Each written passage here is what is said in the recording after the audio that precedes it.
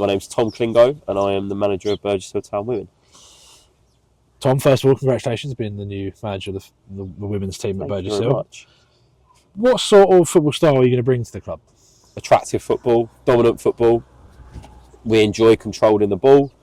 We enjoy making sure that we're pressing high and aggressively up the pitch. The main thing is about having control in the game, both in possession phases and out of possession phases, making sure that we get our transitions right.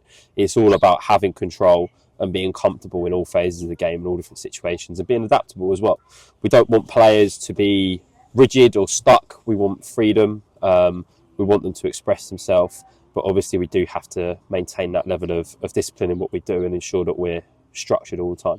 So talk to me through your coaching background that's led you to get to Burgess Hill. Yeah, so I got into coaching, I guess, as sort of a young teenager, kind of through my parents. So they were both involved in football through various different sort of areas of the game and aspects of the game. I took my opportunity to go and coach as early as I could. I kind of fell into it as a profession, if you like, through going to college and not having a lot to do. I was one of the first sort of age groups where you had to stay in full-time education until you were 18. I was meant to go to college, study, do I think A-levels or something along those lines, and then my college went bust. So a friend of mine helped me out, got me into coaching. Didn't really want to do it. I wanted to be a referee, and that changed very quickly, and I realised how much I loved coaching.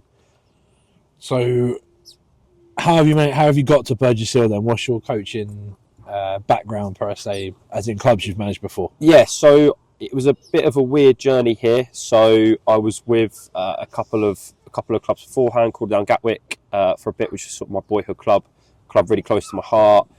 Did a little bit with Oakwood Ladies, and then moved on eventually to moving in the Middle East. So I went and lived in Bahrain for a little bit, and then Saudi Arabia for a little bit longer after that.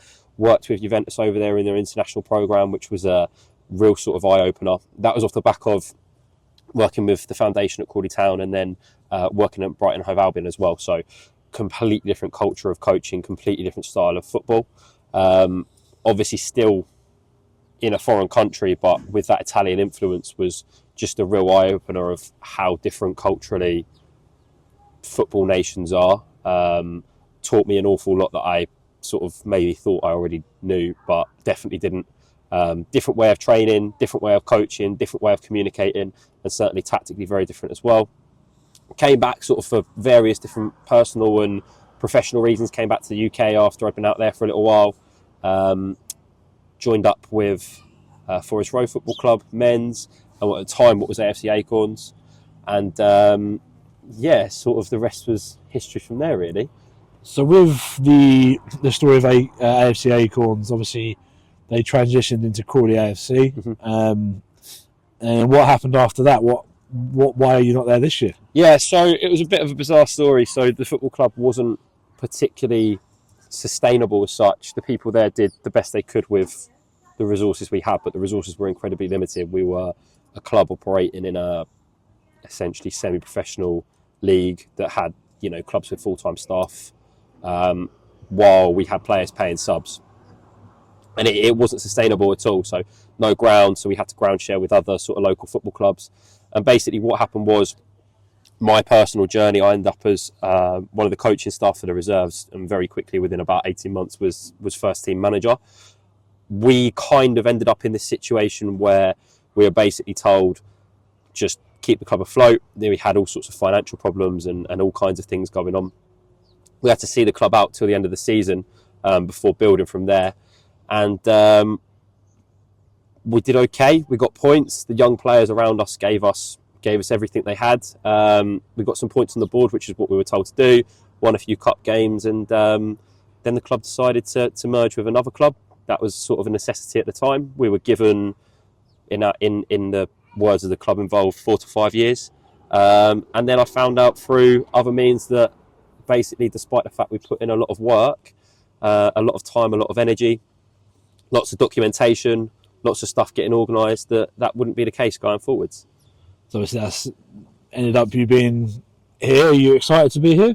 Yeah, it was a weird one. I mean, fell into it. I'm really excited.